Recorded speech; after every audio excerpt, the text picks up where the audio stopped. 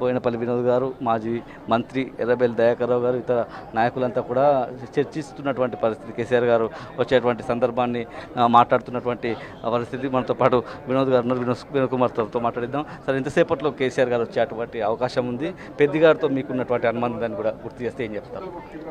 కేసీఆర్ దగ్గరికి వచ్చారండి. ఒక probably half an hour 40 minutes ఇక్కడ ఉంటారు. ఈరోజు కేసీఆర్ గారు కలిసి వాళ్ళ కుటుంబ సభ్యులతో మాట్లాడి వెళ్తారు.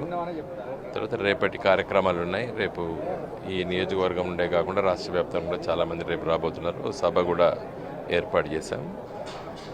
పెద్ది సుదర్శన్ రెడ్డి జీవిత చరిత్ర అది రాజకీయాల్లో ఒక గొప్ప చరిత్రగా మనం చెప్పుకోవచ్చు. అంటే ఒక ఉద్యమ నేపథ్యం లోపల ఒక సామాన్యుడు, ఒక సామాన్య కార్యకర్త అంచెలంచెలుగా ఏ స్థాయికి ఎదిగిందనే దానికి రుజువు పెద్ది సుదర్శన్ రెడ్డి గారు. దురదృష్టవశాత్తు వారు చాలా చిన్న వయసులో చనిపోవడం వారి కుటుంబానికి చాలా తీవ్రమైన లోటు. వారి కుటుంబానికే కాదు, యావత్తు తెలంగాణ రాష్ట్రానికి కూడా ఒక పెద్ద బాధాకరమైనటువంటి విషయం. అంటే రాజకీయాల్లో కష్టపడితే ఎదగొచ్చు అనే రుజువు చేయాలంటే సుదర్శన్ రెడ్డి గారి జీవిత చరిత్రను మనం తీసుకోవచ్చు. ఒక చురుకైన కార్యకర్తని, ఉద్యమ నాయకుడు, తెలంగాణ రాష్ట్రాన్ని సాధించి తెలంగాణ రాష్ట్ర తొలి ముఖ్యమంత్రి అయిన కల్వకుంట్ల చంద్రశేఖరరావు గారు ఏ విధంగా ఒక ఉద్యమ నేపథ్యం, ప్రజాసేవకు అంకితభావమైనటువంటి నాయకుల్ని వారు ఏ విధంగా ఎంపిక చేసుకునే దాంట్లో పట పెద్ది సుదర్శన్ రెడ్డి గారు ఒకరు.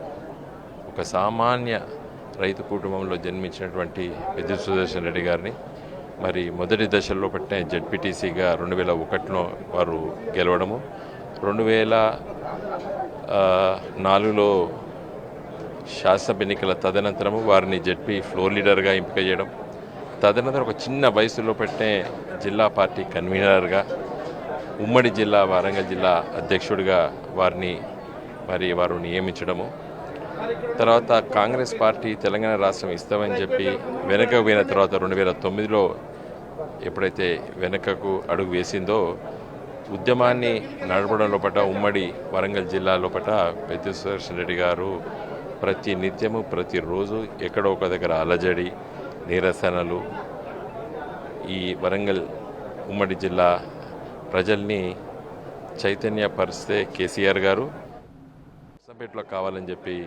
హరీష్ గారు, వారు ఆరోగ్య శాఖ మంత్రి గారు, వారు ప్రోద్బలంతో మరి కేసీఆర్ గారి దృష్టికి తీసుకొచ్చి నర్సంపేటలో మెడికల్ కాలేజ్, ప్రభుత్వ మెడికల్ కాలేజ్, నర్సంపేటలో జూనియర్ కాలేజ్ స్థాయి ఉన్నటువంటి ఒక చిన్న పట్టణాన్ని మొదటిదాకా గ్రామ పంచాయతీ మున్సిపాలిటీ కాకముందు మున్సిపాలిటీ చేయడము, అక్కడ ఈరోజు ఆ విధంగా అంచెలంచెలుగా ఆ పట్టణాన్ని కూడా వారు శ్రద్ధ తీసుకుని అభివృద్ధి చేశారు. సో ఈ చిన్న వయసులో పట్టిన దురదృష్టవశాత్తు అనారోగ్యానికి గురై వారు చనిపోవడం అనేది వారి కుటుంబంతో పాటు యావత్తు ఉమ్మడి వరంగల్ జిల్లా ప్రజలకు, రాష్ట్ర రాజకీయాల్లో కూడా ఒక తీవ్రమైనటువంటి నష్టం జరిగింది.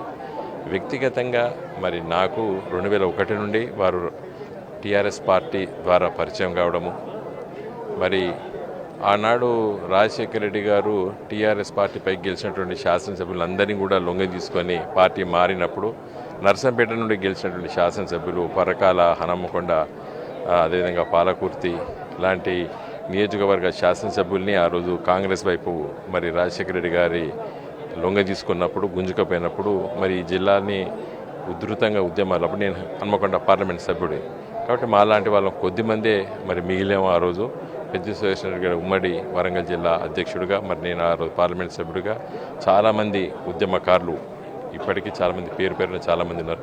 వాళ్ళందరం కూడా మళ్ళీ ఒకసారి వరంగల్ని ఒక ఉద్యమ కేంద్రంగా మార్చడం జరిగింది. కాబట్టి వారి గురించి వెళ్ళి చెప్పుకోవాలంటే ఒకటే విషయం, చిత్తశుద్ధి ఉండి కష్టపడి పనిచేసే వాళ్ళు ఎంత సామాన్యులైనా పైకి ఎదగొచ్చు రాజకీయాలు అంటే పెద్ది సుదర్శన్ రెడ్డి గారి జీవిత చరిత్రనే ఇది. కాబట్టి కొత్త తరానికి నేను చెప్పేది ఏంటంటే నిస్వార్థంగా ప్రజల కోసం, ప్రజా సంక్షేమం కోసం మాత్రమే ఉండాలి. పెద్ది సుదర్శన్ రెడ్డి గారి చివరి రోజుల్లో ఒక టీవీ ఇంటర్వ్యూలో చెప్పాడు, డబ్బు సంపాదించుకోవాలంటే మీరు రాజకీయాలకు రాకండి, వ్యాపారాలు చేసుకోండి, చిత్తశుద్ధితోని ప్రజాసేవకు అంకితమైతమంటేనే రాజకీయాలకి రండి అని చెప్పి పిలిపించాడు. అది కొనసాగాలని చెప్పి నేను కోరుతున్నాను. రేపటి సంస్మరణ సభ కోసం కూడా ఎట్లాంటి ఏర్పాట్లు చేస్తున్నారు సార్? మీరు 2-3 రోజుల నుంచి దగ్గరుండి పర్యవేక్షిస్తున్నారు. రేపటి ప్రోగ్రామ్ ఎట్లా ఉండబోతుంది, ఏర్పాట్లు ఎట్లా చేస్తున్నారు సార్? ఈ సంస్థల సభకు చాలామంది ఈరోజే చూడండి, రేపు ఉన్నదనే తర్వాత వందలాది మంది ఈరోజు వచ్చి కలిసిపోతున్నారు. రేపు వస్తే చాలా ఇబ్బంది అవుతుంది అని చెప్పి, కాబట్టి ఈ రోజు నుండే ప్రజలు రావడం జరుగుతున్నది. రేపు మరి దినాలు ఉంటాయి, సామాన్యంగా తెలంగాణలో చేసుకుంటాం. కాబట్టి అవి జరుపుకుంటూ, ఆ కార్యక్రమాలు జరుపుకుంటూ ఒక సంతాప సభ, తర్వాత ప్రతి గ్రామం నుండి ఈ నియోజకవర్గంలో కూడా పెద్ద ఎత్తున మరి ప్రజలు కలుగుతున్నారు. దాదాపు భోజనాలకే ఒక 25-30 వేల మందికి ఏర్పాటు చేస్తున్నాం. తర్వాత పార్టీ మరి కార్యకర్తలు, నాయకులు, రాష్ట్ర నాయకులు, జిల్లా నాయకులు అందరూ కూడా కష్టపడి మరి రేపు ఎలాంటి ఇబ్బందులు జరగకుండా చూడాలని చెప్పి మా ప్రయత్నం జరుగుతుంది. వర్షం పడితే కొంత ఇబ్బంది అవుతుందని చెప్పి కూడా మంచి టెంట్స్ కూడా, జర్మన్ టెంట్స్ కూడా వేయడం జరిగింది.